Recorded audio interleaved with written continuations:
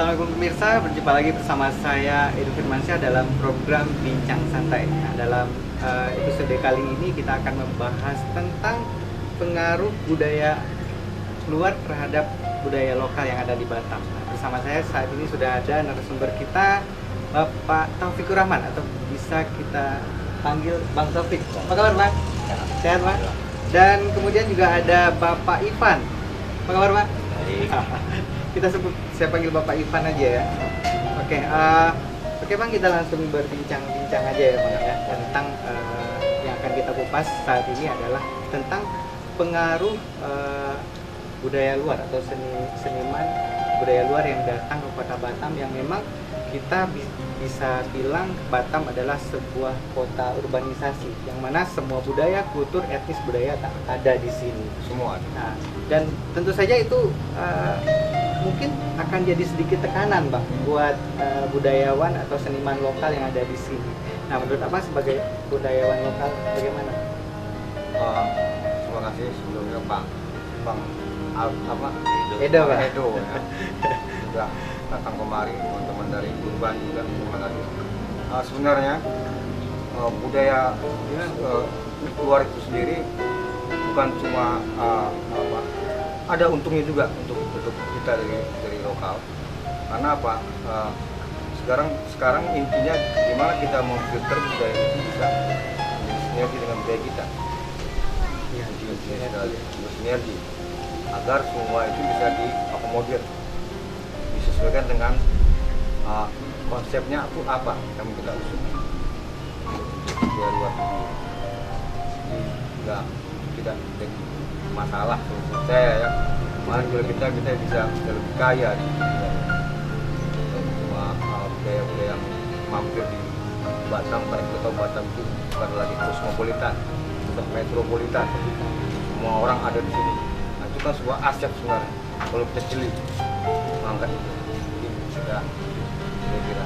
Dan menurut saya kira-kira Bang, untuk mensinergikan itu seperti apa Bang kiat-kiatnya Bang? Ya itu dia. Dengan kita mengakomodir budaya dari luar dengan konsep yang kita anggap layak untuk dijual, itu sebuah konsep idealis tapi itu layak jual. Nah, itu mungkin bisa dengan sistem itu. Mungkin seperti apa yang sudah Abang lakukan di sini ya Bang ya. Ya. Jadi seluruh anggota Abang di sini mungkin bukan seniman Melayu ya. Bukan. Sudah berasal dari berbagai kultur budaya juga. Macam-macam. Kemudian Abang satukan di sini Ya. membuat sebuah karya yang Ya. bisa akhirnya kita jual. Ya, gitu. Kira-kira seperti itu. Ya, kira-kira begitu. Nah, Saat itu. gini Bang, kira-kira menurut Abang, saya juga nggak tahu ini kan, apakah ada wadah yang secara resmi mewadahi seluruh komunitas seperti ini yang akan mempersatukan budayawan lokal dan pendatang ini untuk bisa bersatu dan bersinergi? Kira-kira ada nggak Bang? Sebenarnya ada. Cuma kerjanya nggak benar. Itu masalah. Boleh ini. Itu dia masalahnya. Itu permasalahan. Seperti apa Bang? Dewan Kesenian Dewan atau? Kesenian Batam. Dewan Kesenian. Yang jelas kan kalau dari pemerintah kan ada Dewan Kesenian Batam. Iya, iya. Cuma ya mereka sibuk dengan misi individu daripada misi kelompok. Visi individunya itu arahnya kemana Bang? Lebih ke Melayu atau? Salah satunya itu, terus ketakutan. Tapi bukannya wajar Bang kalau seandainya budaya lokal diangkat, karena memang ini budayanya sendiri. Benar sekali. Cuma harus tadi kita bicara, Batam ini bukan daerah yang kosmopolitan, metropolitan, besar. Itu kan aset. Kesenian. Jadi kesenian Batam itu bisa lebih semarak dan bisa lagi jual di mata internasional ketika kesenian lain itu masuk ke Batam sendiri. Itu yang paling penting kalau saya begitu ya. Jadi ada wadahnya itu ada ada ya. yang kesenian Batam itu sendiri. Cuman apa sudah ada yang berjalan Bang kira-kira? Wah, Setelah sekian puluh tahun Abang berkesenian, Ya. apa itu sudah tercapai belum? Ada nggak perhatian dari yang sudah ada? Ya. Mereka berjalan, tapi ya itu tadi karena mungkin apresiasi dari para pengurus dewan ya, terus jam terbang juga itu menguntungkan sekali. Mereka berkutat dengan jaringan-jaringan yang mereka anggap teman-teman, tidak mengakomodir jaringan-jaringan kesenian yang urban kemari. Jadi ya Melayu sih sah-sah saja. Melayu itu kan luas tuh. Jadi kalau buat abang sendiri menerima ya bang ya dengan adanya para pendatang seniman pendatang. Saya sangat menerima sekali. Karena seni itu universal. Ya, Menurut saya itu seperti ya, itu. luas sekali. Tidak ada batasan. Tidak ada batasan. Kita bisa bersinergi pasti. Ya, Nah, saya sekarang ke seniman pendatangnya nih. Bapak Ivan. Bapak Ivan ada, saya lihat dari biografinya itu seorang lulusan dari Sekolah Tinggi Seni Indonesia Padang Panjang. Berarti kulturnya dari daerah Sumatera sana Pak ya? Sumatera Barat. Ah, Sumatera Barat. Nah, saya ingin tanya agak spesifik. Kira-kira kenapa Pak Ivan memilih untuk merantau ke Batam untuk berkesenian di sini? Nah, alasannya apa? Saya pengen tahu dulu. Sebenarnya apa namanya? Kalau dalam masyarakat di Sumatera Barat ya, itu kita masih memegang teguh sebuah rukun Melayu gitu ya kan. Jadi sedangkan Sumatera Barat itu sendiri atau Minangkabau itu sendiri, itu dia bisa dibilang Melayu tua gitu ya.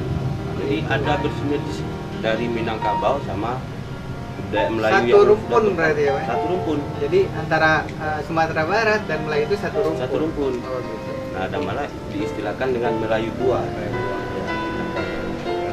mama. satu mama. Oh gitu. Jadi kalau misalnya pilihannya ke daerah Jawa mungkin tidak menyatu ya Pak? Jadi mungkin nanti kita bakal coba datangin juga segmen yang dari seniman Jawa gimana gitu ya. Kenapa bisa memilih ke ya boleh ya Bang ya? Bisa, Nanti Ada di kita ada lagi standby itu. Ada ya? Ada lagi Ya, standby. kenapa seniman-seniman lain juga memilih ke Batam untuk Ya, urbanisasi, urbanisasi. dan berkesenian gitu? Apa ada tujuan lain gitu? Tujuan lainnya kira-kira tuh selain berkesenian? Kalau setiap orang punya misi ya Ya, kan? itu dia. Itu dia. Misi Jadi, dari Pak Ivan sendiri ya? dalam berkesenian itu maksudnya seni untuk seni gitu ya kan. Jadi kita memerankan sebuah seni itu apa yang ada di kita, apa orang punya. Kalau misalnya kita bisa bersinergi sama orang tuh, nah itulah sebab perkembangan tadi kan. Tambah dengan budaya barat yang dimaksudkan tadi itu kan. Itu kalau kita bisa mengambil sebuah dampak yang positif, itu bagus loh. Nah, kayak yang dibilang Bang Top itu kita pandai-pandai main filter ya Bang ya. Itu aja kira-kira. Gitu ya. Kemudian dan bagaimana menurut Bang Ivan sendiri prospek di Batam seperti apa? Setelah sekian lama di Batam. Ya kalau dalam berkesenian Ya. kan ada yang mengakar ke etnik. Nah sementara etnik tuh ada loh berkembang, bergerilya dia, gitu kan. Nah sedangkan di Batam ini istilah orang bilang Indonesia kecil gitu loh.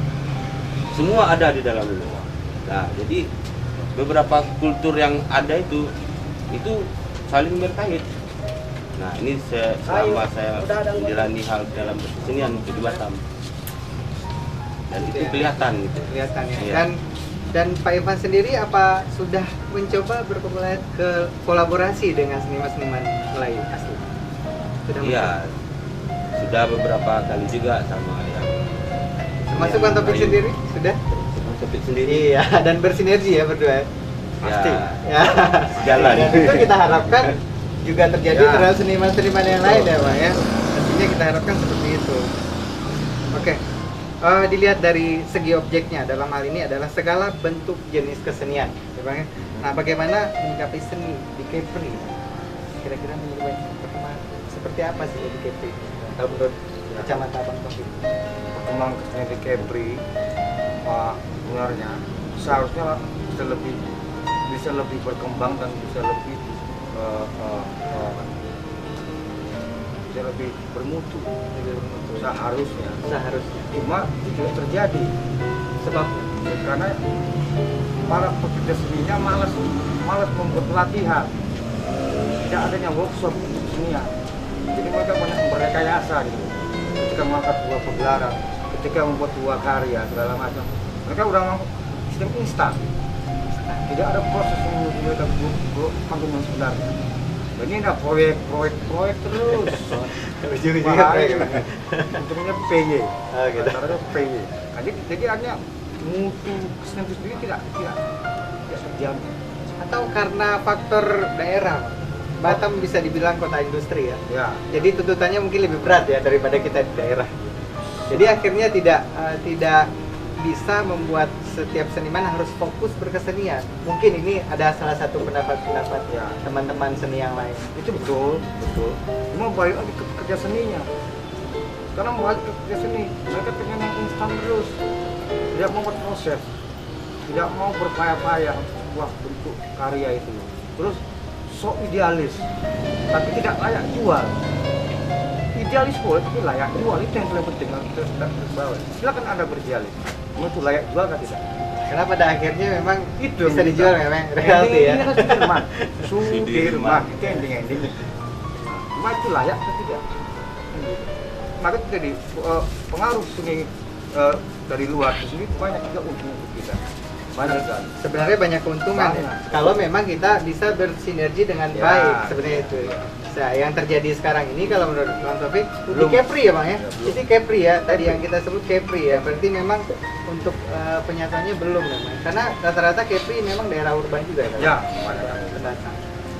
Tapi gimana menurut Abang? Kita kan di Batam ada tuh kayak kenduri seni Melayu. Nah, apa komunitas-komunitas seni Ya, ya. seperti ini dilibatkan? Jarang sekali. Malah kita dianggap arah kiri gitu loh. Ketika tim-tim gerilya ini pengen masuk ke komunitas Melayu, waduh kacau. Nggak bagus bagi mereka. Sementara mereka tiap tahun gitu-gitu aja. Sementara kita butuh apresiasi pasti. Butuh apresiasi, butuh warna, butuh suasana ya. Banyak sekali. Kamu mau Oke. butuh proses. Kamu mau Betul butuh sekali. proses. Bang Taufik udah mulai panas. Oke. Dan kita sambung nanti lagi Bang ya setelah yang satu ini pemirsa.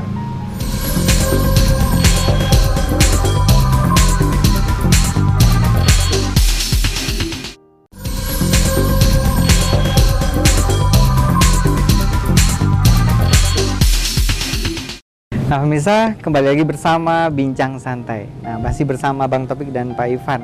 Nah kali ini kita akan lebih fokus untuk menanyakan kepada Bang Taufik, kira-kira Bang, apa-apa saja produk-produk asli dari kebudayaan seni Melayu itu sendiri Bang? Saya pengen tahu. Yang kompang, yang pernah Bukan, iya bisa kompang atau juga secara universal Oh, iya. kebudayaan Melayu, seni Melayu itu apa saja? Mungkin Ya. masih pemirsa di rumah masih Ya. bertanya Bang Ya. kan. Nah, yang tahunya kan paling selama ini itu ada tari Melayu atau musik gambus, Persembahan, tari persembahan yang sering kita lihat.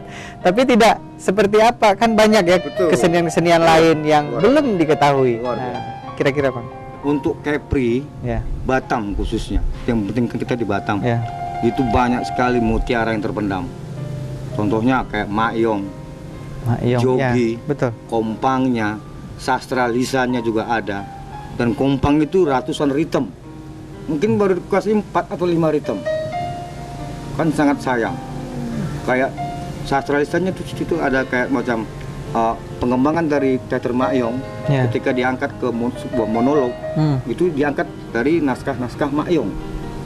Dan kita pernah angkat itu di SCSI, masih ingat? Oh iya, Abang pernah angkat itu ya Bang? Iya, iya. SCSI Padang masih SCSI, belum isi Iya. Mayong.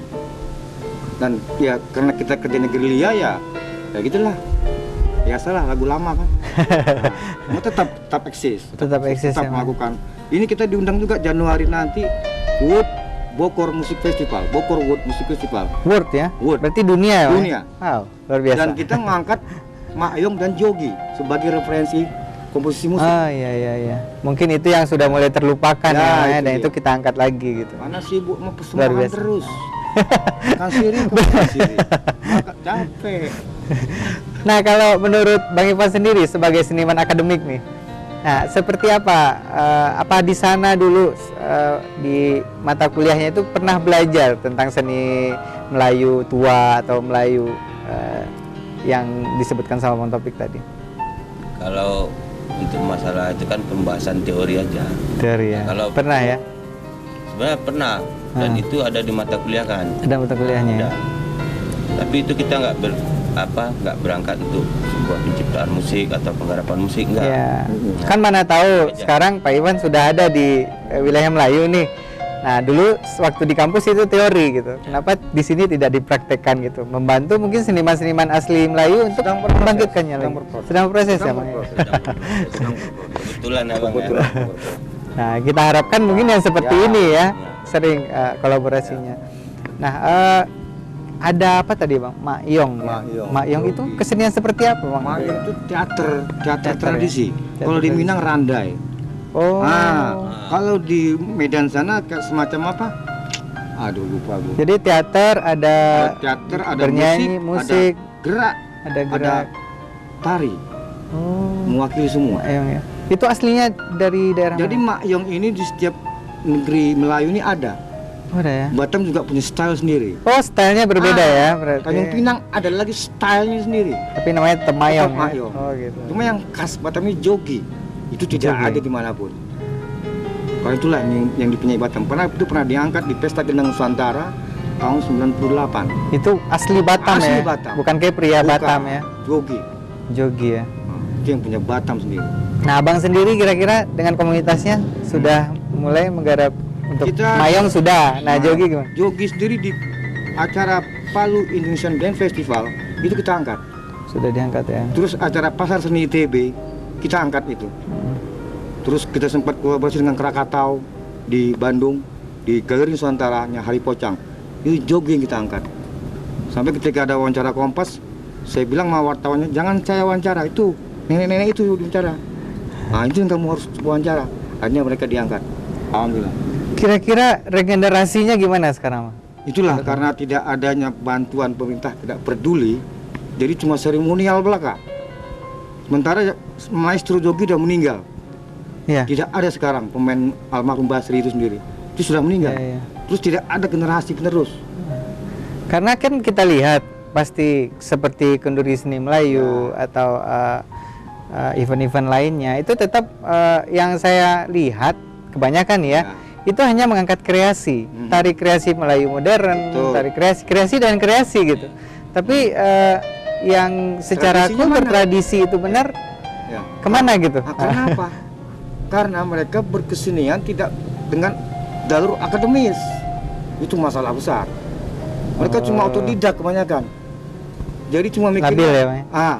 Tidak ada konsep yang benar mereka angkat. Coba mereka dari akademis, jadi mereka tahu ini loh tahapannya begini.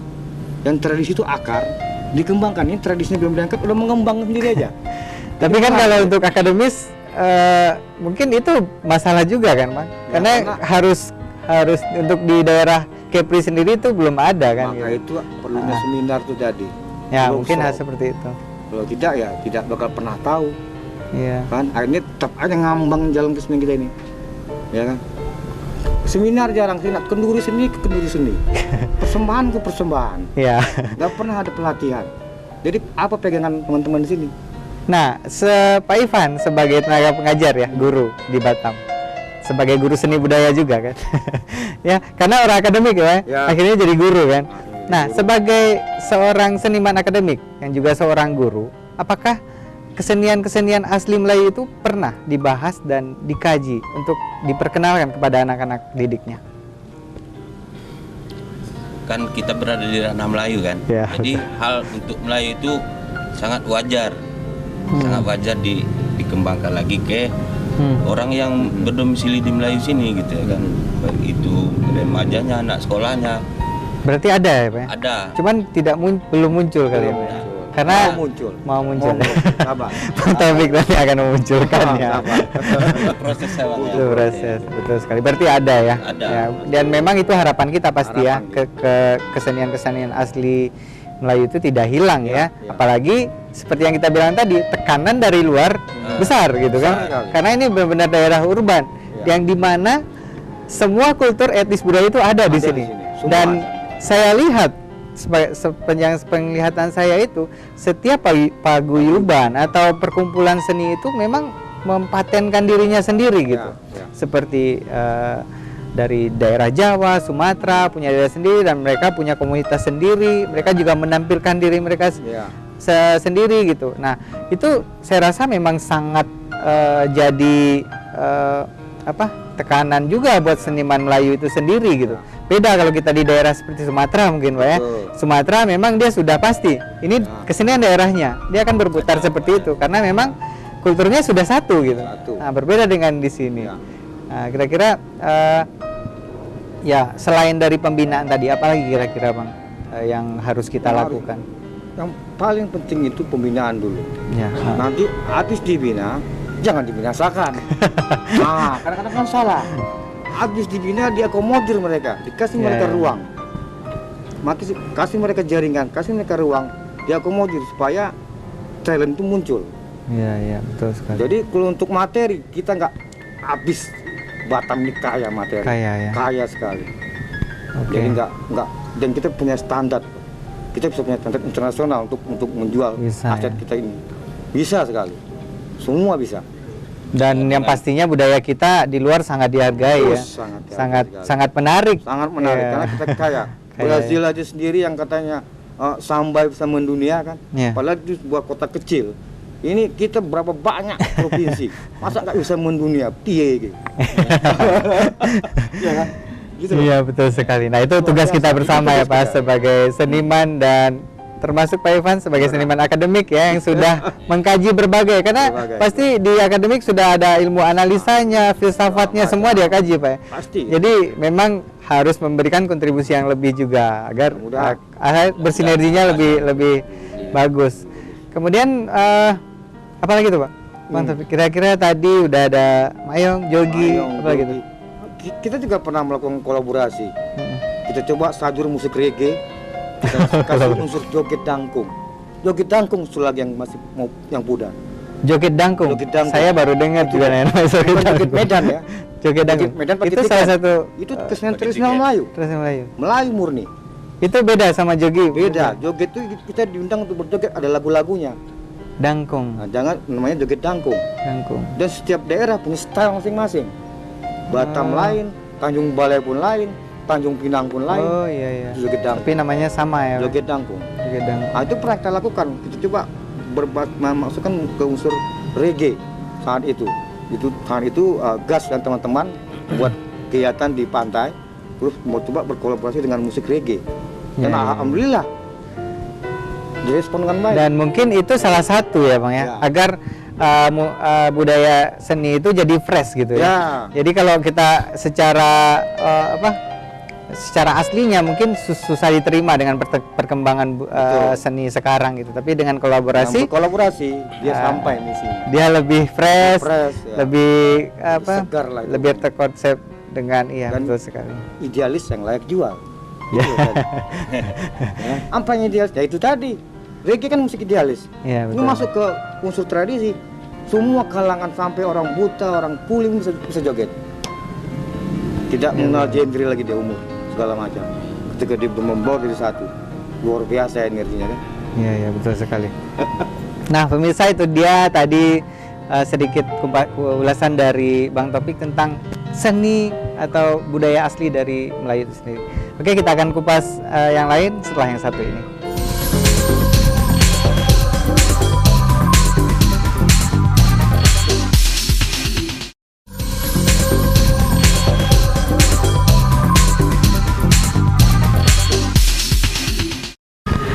Nah pemirsa, kembali lagi bersama Bincang Santai. Nah masih bersama narasumber kita Bang Taufik dan Pak Ivan. Nah untuk kira-kira berikutnya apa saja kira-kira Bang Taufik yang kita lakukan untuk supaya percampuran budaya ini tidak